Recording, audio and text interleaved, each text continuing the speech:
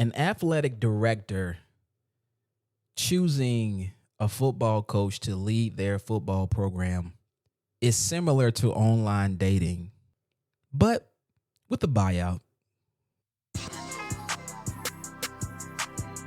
This is the Third Down Conversation. Let's talk about it.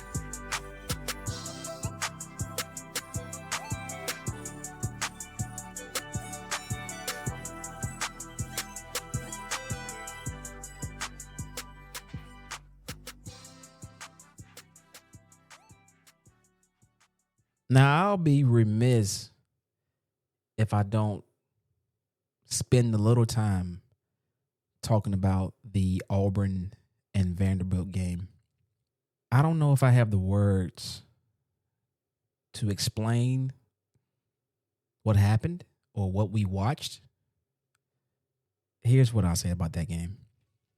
Auburn fans went through the stages of grief watching that game.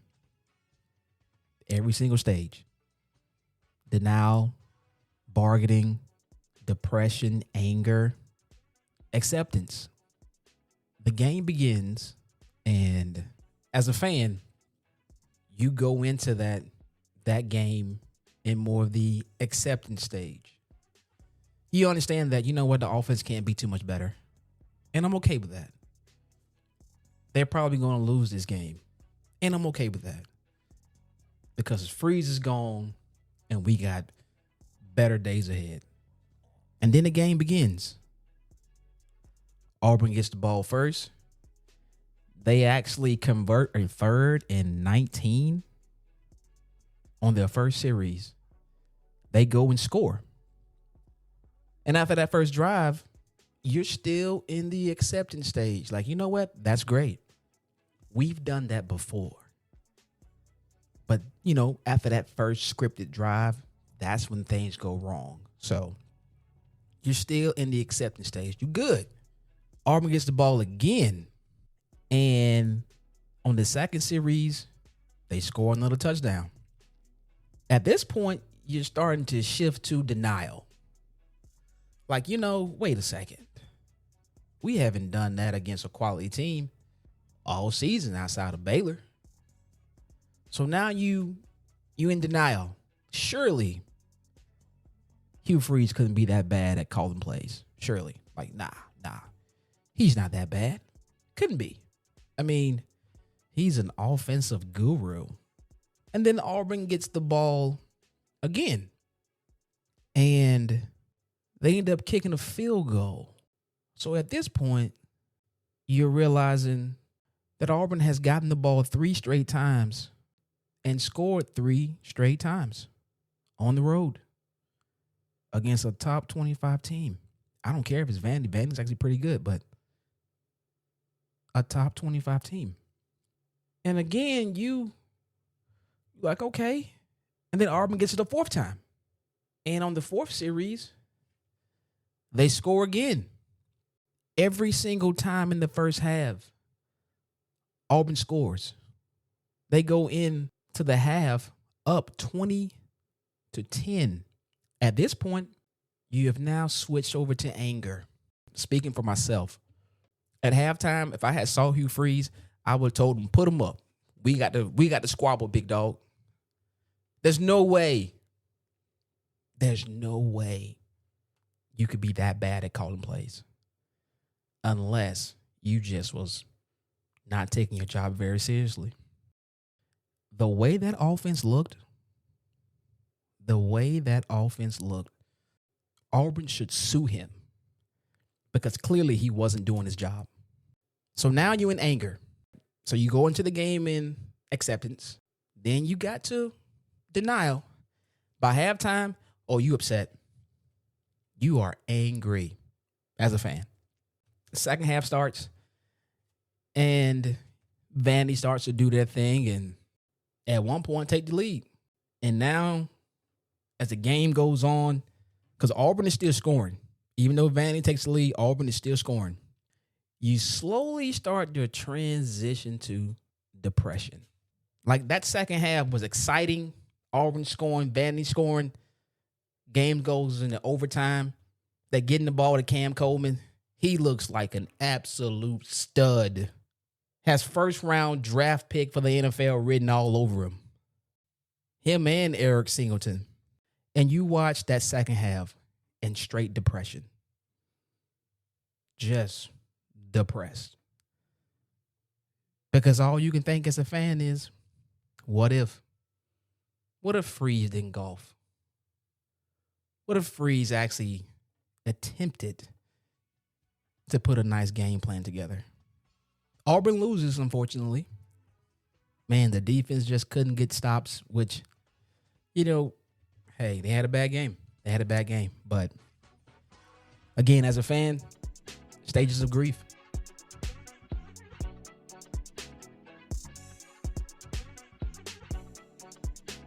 Moving on, I just had to speak on that real quick, but let's get into the actual main components of this episode. Currently, right now, there are a lot of head coaching openings in college football.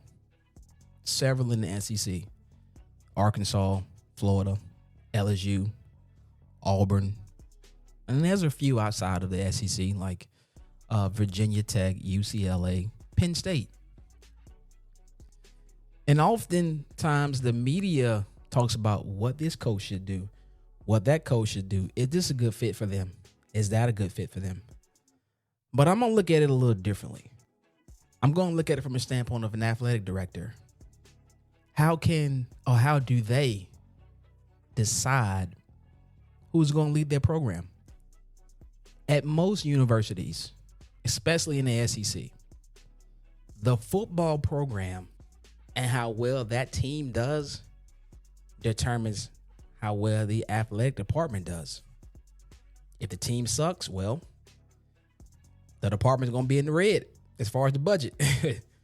Team does well, then usually they will have a surplus.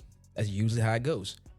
There are a few exceptions out there, like your Kentuckys, your Kansas, Duke, more dominant on the basketball side of things, but most universities are led by their football program. So that means as an athletic director, you've probably got 2 chances to get the right hire. 2. And picking a coach to lead your program, it's like hitting the lottery. It's so tough, which is why I compare it to online dating. If you've ever online dated, don't. But nowadays, you don't have a choice. But it's a crap shot. You're only going to have so much information about a person, and you don't know if that information is true or not. All you can do is just collect the data, ask for some advice, close your eyes, take a shot. Successful coaches usually fall into 4 categories. You've got your proven winner. You've got your offensive or defensive coordinator that has future head coach written all over them. You've got your G5 up-and-comer. And you've got your redemption story. A proven winner is someone like a Nick Saban. I can't believe I'm saying this, but yeah, Nick Saban. Nick Saban in 2003 wins a national championship at LSU. Multiple SEC championships at LSU. He leaves and goes to Miami for the NFL. Alabama, during the time Nick Saban was in the NFL, they weren't great. And Auburn was waxing them. 5, 6 in a row. Obviously, they can't go for that. At the time, Alabama had Mike Shula as their coach. Even during Mike Shula's best year, I think they won like 9, 10 games. Auburn beats them. And, as a fan, we were loving it. Alabama's AD at the time is Mal Moore. He knew he had to make a good hire or he was going to get fired. So Mal Moore swings for the fences. Even though Nick Saban publicly denied wanting the job. I mean, Nick Saban said multiple times, I'm not going to be the coach at Alabama. Now remember, he's in the NFL coaching for the Dolphins. He's like, I'm not going to Alabama. And you got a young fan like myself, Auburn fan. I'm like 16, 17. And I'm like, Jesus, please do not let Nick Saban go to Alabama. That was going to be pain for me. He's a good coach. Well, Jesus wasn't listening. And Nick Saban ends up at Alabama. He ends up at Alabama. And man, Auburn beats him that first year. And after that, look, they took off. Multiple SEC championships, multiple national championships. Mal Moore went and got a proven winner. That saved his job and cemented his legacy at the University of Alabama. Now, the next coach that an athletic director might go out there is a coordinator that's ready for the big times. A good example of that would be Ryan Day. Now, Ryan Day is currently at the University of Ohio State. They won the national championship last year for the first time under his leadership. Back in 2018, Urban Meyer was the head coach of Ohio State, and Ryan Day was his offensive coordinator / quarterback coach. Going into the 2018 season, Urban Meyer gets suspended for how he handled a domestic violence situation with one of his assistant coaches. And Ryan Day is the interim coach for those 3 games. And Ohio State, they go off with Ryan Day as the interim. The offense is incredible. Looks like he's ready. So going into 2019, Urban Meyer retires due to health concerns. And Ohio State's AD was faced with a decision. Do I go out and get somebody, or do I promote within? That AD decided to promote Ryan Day, and he guessed correctly. Multiple Big Ten championships, appearances in the national championship game, and finally got that elusive national championship title. It's a great hire. But also, it was a lucky guess. Now, another example of a coordinated way to explode would be Kirby Smart. And this situation, I think, is interesting because prior to Kirby going to Georgia, he was at Alabama as their defensive coordinator. And Georgia, at the time, their coach was Mark Richt. Georgia's a good program. They're winning 9, 10 games a season. They're doing well under Coach Richt. But they're just not quite getting over the hump. Just coming up a little short. So their AD is faced with a choice. Do you keep grinding it out and hoping that you finally get over the hump? Or do you call it quits and take a shot on the open market and see if you can find a coach who can actually get you over the top? It's kind of like being in a relationship where you're with someone, it's cool, it's great. Things are well. But something is not quite there. Do you just stay and just, well, maybe one day it'll happen? Or do you take your chances and set that person free so you both can go out and find the thing that's going to make you feel more complete? Georgia took that risk. Their athletic director took that risk. Kirby Smart, Georgia is his alma mater. Again, a young Auburn fan. Jesus, please don't allow Kirby to go to Georgia. I don't want to be sandwiched between Nick Saban and Kirby Smart. And Jesus smiled and said, well, son, you're about to be. So Kirby goes to Georgia and look, championships, SEC championships. It all happened because Georgia's AD took that risk, knowing that if I get this wrong, I'm fired. The G5 up-and-comer that I want to highlight is Kirk Cignetti. He's currently the head coach at Indiana. And look, Indiana is known for their basketball, not their football. Kirk Cignetti came from James Madison. While at James Madison, he had a 52-9 record. That's incredible. Won the Sun Belt, helped them transition from FCS to FBS. And he leaves James Madison, goes to Indiana, and now Indiana looks to be a powerhouse in football. Like it, that's nuts, but they are. Made the playoffs last year. Currently ranked number 2 in the country. He's doing a phenomenal job. And it's all because the AD took that risk. Indiana's AD took that risk. Because there's a lot of G5 up-and-comers that don't work out. Billy Napier comes to mind. He was at Louisiana. He was all the buzz. Florida hires him. Well, he got fired this year. The next type of coach I will mention is the redemption story. And there's none better than Lane Kiffin. Oh, Lane Kiffin.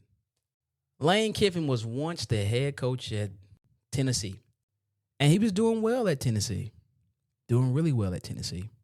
Doing so well that USC, Southern California, came calling. And Lane accepts that job and leaves Tennessee in the middle of the night. Like no one even knew he actually took the job and left. It was a flat out shocker. But Lane goes out to USC and they don't do well. He actually gets fired immediately following a game. USC played Arizona State and lost 62-41. They fired him at the airport, LAX. I mean, that's crazy, but they don't even come at the campus. It's over. So once that happens, he ends up at Alabama as their offensive coordinator. And man, that offense he was running at Bama, it was legit. I got to be honest. It was very, very legit. But him and Nick Saban, they just didn't mesh well. So Nick Saban was like, I'm done. And Nick Saban fires him before the 2017 national championship game. So he leaves Alabama and ends up at Florida Atlantic. Does pretty well at Florida Atlantic. Does so well at Florida Atlantic that Ole Miss come calling. And he jumps at it. He's back in the big leagues. Lane is still Lane, but he's clearly a better head coach than what he was when he was at Tennessee and USC. He's learned from his ways clearly. Appears to be a bit of a changed man to some degree. And that offense, still high power. He's a good coach. It took him a little while to develop, but we love a redemption story. And it's all because Ole Miss AD took a chance on him. That chance, that risk helps the athletic department in so many ways. Now look at Lane. He's been ultra successful at Ole Miss. Easily the most successful coach in their football history. And now he's in line to receive one of his biggest paydays ever. Florida wants him. LSU wants him. Ole Miss is begging him to sign an extension so that he will stay. And can you blame him? But like they say, everyone loves a redemption story.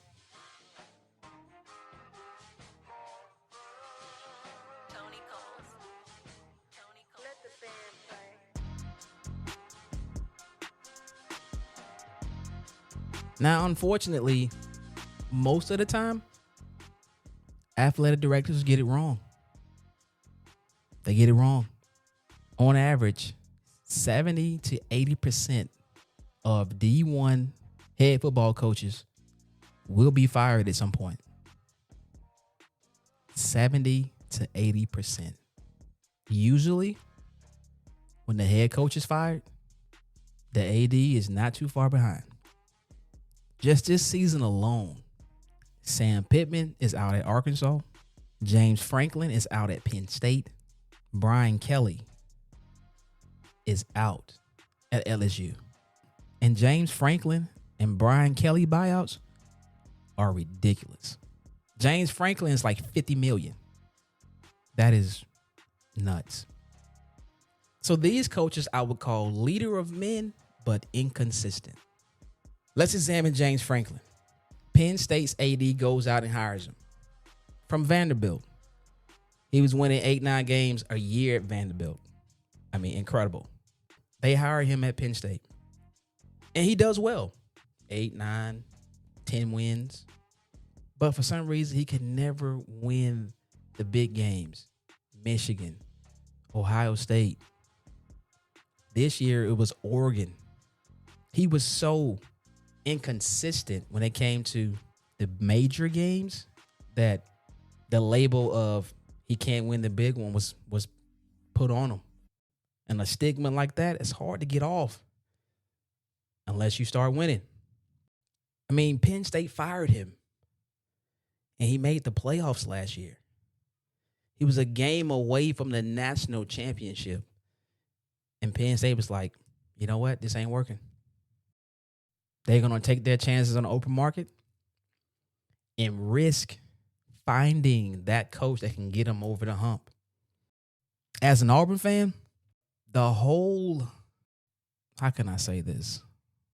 The Auburn tycoon, which is the roller coaster experience that we experience as fans, oh, that's due to Gus Malzahn.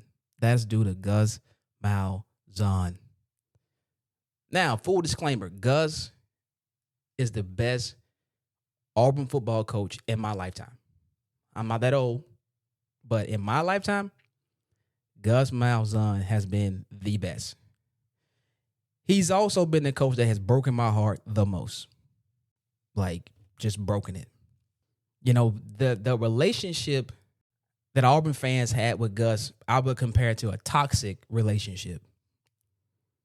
It's like dealing with a person you know you need to leave alone. Like, I should leave you alone. You are so bad for me. I don't know why I keep fooling with you. But something about him just makes things exciting. It's just something about it that just draws you in. It's the thrill. It's the excitement part of it. But you know heartbreak is at the end. You know it. 2013. Kick six. Prayer and Jordan Hare. You're riding high.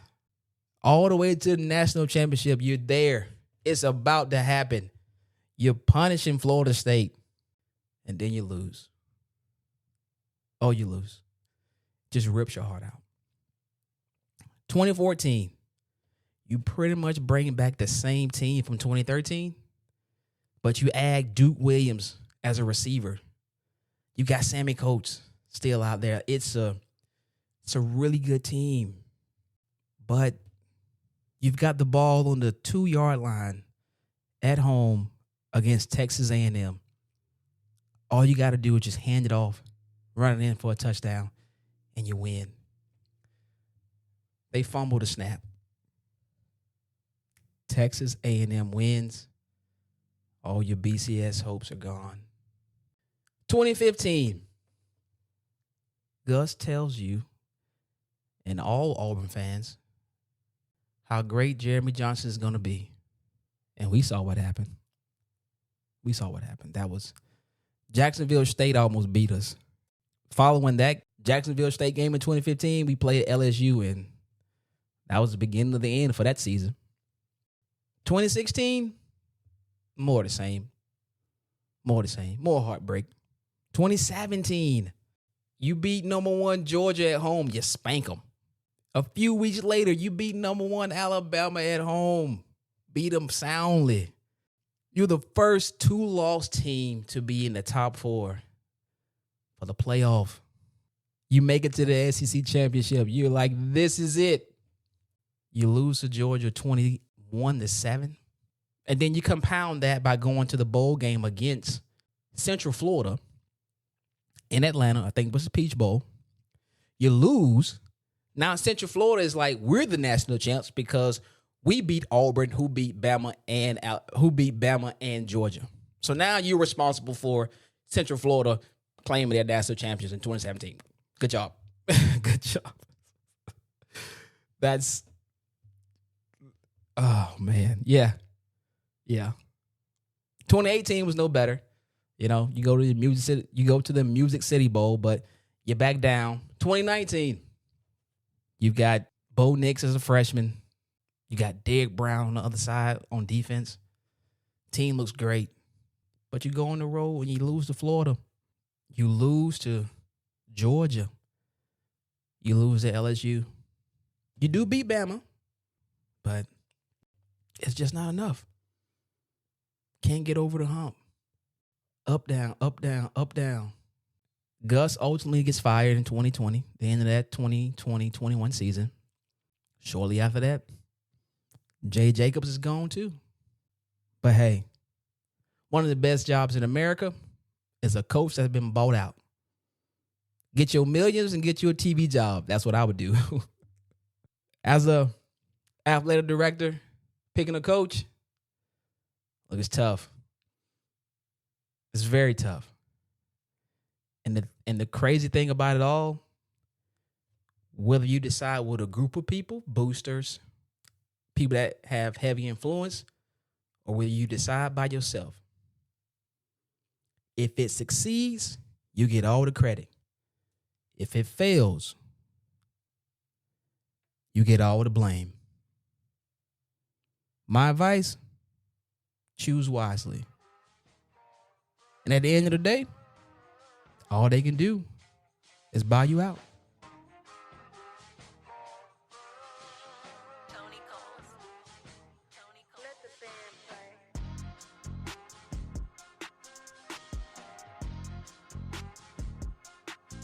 To close out the show, I'm going to give you guys an update on Auburn's coaching search.